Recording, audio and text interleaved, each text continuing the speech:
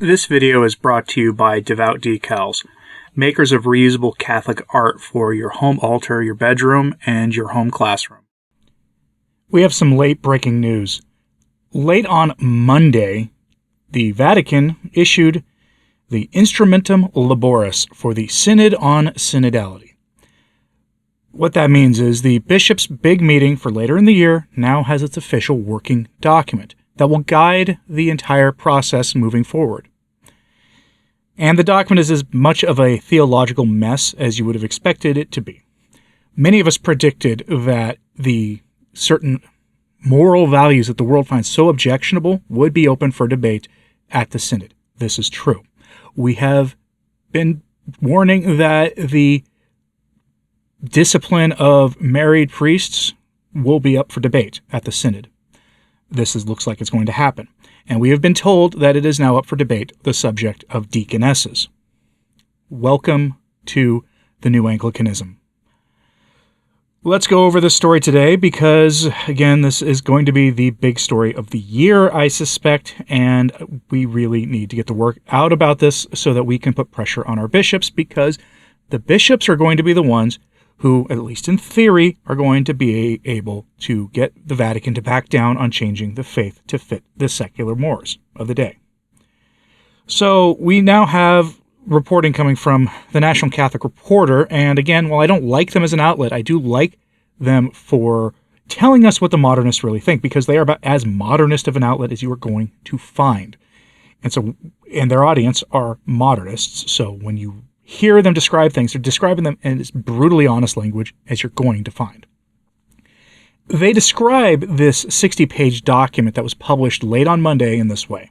Quote, "When prelates and lay delegates gather in October for the Synod of Bishops, they will be asked to directly confront a number of pressing questions, including the possibility of women deacons, access to the priesthood for married men, the integration of James Martin Catholics, and penance for the wicked deeds of Ted McCarrick, and the abuse of power, conscience, and money, in consideration of how the Catholic Church might transform and expand its structures to become more welcoming to all its members." In a much-anticipated document released June 20th, the Vatican Synod Office set the stage for a wide-ranging discussion for the first session of a high-stakes meeting that is attempting to respond with, quote, "missionary urgency to the challenges of church life in the modern world." Known in Latin as an Instrumentum Laboris, the 60-page document will guide the month-long Vatican Summit on a number of themes and concerns that have emerged during a 3-year consultative process, which is focused on how the Church could become more focused on greater listening and participation of all the baptized, not just a Catholic hierarchy. Among the issues and considerations in the document are how a synodal church recognizes and values the central role of the poor, the experience of those who move from one land to another, the survivors of the Ted McCarrick problem, violence and other injustices, the disabled, divorced and remarried Catholics, the need for greater commitment to ecumenism and learning from other faith traditions, and the role of women in the church today. End quote.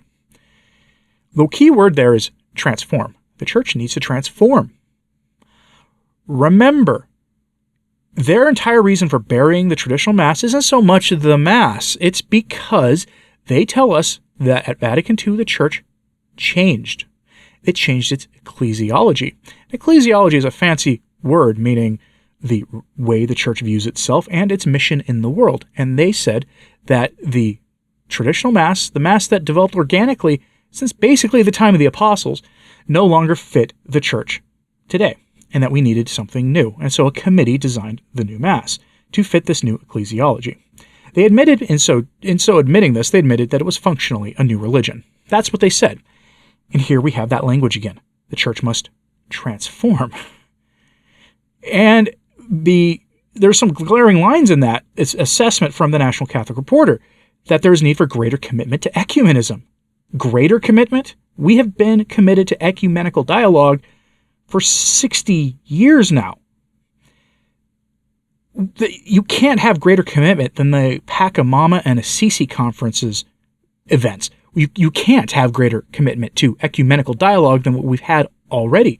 They're building the human fraternity complex where 3 different competing faiths will have access to the same grounds to worship at the same time. That would have never happened in the pre-conciliar church, but it does happen now.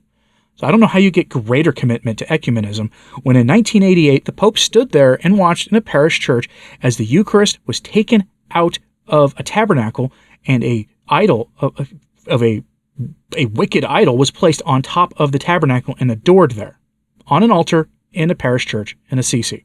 That happened. I don't know how you get greater commitment to ecumenical dialogue than that. And this learning from other faith tradition stuff, how do you get more of that than we've had in the last 60 years? Something has gone horribly wrong in the church, folks, and this is them attempting to cement it. Remember, the ape of the church is in ascension now, the false church of prophecy. Let's continue with this. The Italian blog Messa in Latino points out something everyone else is missing. They actually point out two things here. The first is the report calls for a making of the liturgy local, meaning having it reflect the local culture. We heard this debate back in the Pan-Amazon Synod in 2019. That happened that was like the launching point of the Pachamama debacle, and some would say the enthronement of the Paca demon at that event was what kicked off all the woes of 2020, because it started happening immediately thereafter. Maybe that's a coincidence, but I don't believe in coincidences of this kind. And we had before that the Zaire use, a new version of the Novus Ordo Missae, for specifically the Catholics in Zaire, to reflect their local culture. Now they want this to be universal. I don't know if that means like here where I live in Oklahoma, we're going to have an Oklahoma rite of the Novus Ordo or an American rite of the Novus Ordo. I shudder to think about what that would be. But you will no longer have a universally recognizable faith if you go to a quote-unquote Latin Rite Mass, whatever that'll mean anymore, anywhere in the Latin West.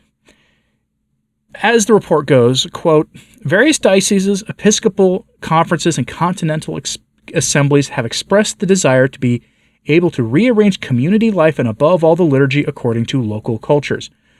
What synodal dynamic can we put in place to satisfy this desire? End quote. The question I have is, why does the Mass need to reflect your local culture?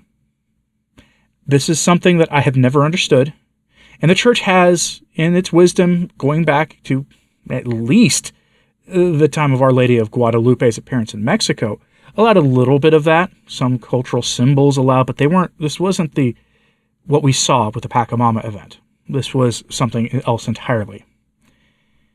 They also, in Latino's second thing they point out is that there's this blasphemy that appears in paragraph 24 of the document. So quoting that. At the local level, it emerges, forcefully emphasize the importance of what is already being done together with members of other churches and ecclesial communities. Above all, as a common witness in hostile social cultural context up to persecution. It is ecumenism or martyrdom, and in the face of the ecological emergency. End quote. And to quote them, Messa in Latino says it bluntly, witness and persecution, martyrdom, and ecological emergency are put on the same level. The same level. Laudato Si, that issue that Laudato Si addresses, is put on the same issue as the persecution of faithful Christians. This is apostasy. Or it's just lunacy. You choose one, but this is not normal. This is not how things should be in the church. Synodality is, of course, declared the way forward for the future of the church. A church that walks together, listens, and group hugs, and maybe different in every place, but is united under the Roman pontiff. Again, welcome to the new Anglican Church, basically. If you want to see what this really looks like, let me quote this section for you from the document. Quote, some of the questions that emerge from the consultation of the people of God concern issues on which there is already magisterial and theological teaching to be considered. To give just two examples, we can note the acceptance of remarried divorcees, dealt with in the post-synodal apostolic exhortation Amoris Laetitia, or the inculturation of the liturgy, the subject of the instruction Veritates Legitimae, 1994, of the Congregation for Divine Worship and the Discipline of the Sacraments. The fact that questions continue to emerge on issues like these should not be hastily dismissed, rather it calls for discernment, and the Synodal Assembly is a privileged forum for doing so. In particular, the obstacles, real or perceived, that have prevented the steps indicated by previous documents from being realized should be considered and reflections offered on how they can be removed. For example, if the block stems from a general lack of information, then improved communication will be needed. If, on the other hand, the problem stems from the difficulty of grasping the implications of the documents in ordinary situations or an inability of persons to recognize themselves in what is proposed, a synodal journey of effective reception by the people of God could be the appropriate response. Another instance could be the reappearance of a question which emerges as a sign of changed reality or situations, where there is a need for a, quote, overflow of grace. This requires further reflection on the deposit of faith and the living tradition of the Church. End quote. Most of that doesn't sound terribly Catholic to me. I don't know what that is, but that's a word salad. But the one common thing that seems to have emerged from that word salad is this is going to be very subjective to the feelings of the individual believer. The Catholic faith has always told us to sort of look beyond ourselves, to subject ourselves to Christ, to minimize ourselves. We must decrease so our blessed Lord can increase. Our feelings about the church, things going on, don't actually matter that much. They should motivate us to pray, which is why I give you these reports every day. But in the end, our individual feelings don't matter that much, especially in the most poorly catechized generation in the history of the church. Because that's what we're talking about. That's the context of this. There's also you may have noticed there that the document declares Amoris Laetitia's declaration of communion for divorced and civilly remarried couples as a closed topic and not up to debate at the Synod. We'll see what happens with that. And by the way, Cardinal Burke, if by some chance you're seeing this, you did promise a follow-up to the dubia of 2016 rather. It's been 7 years.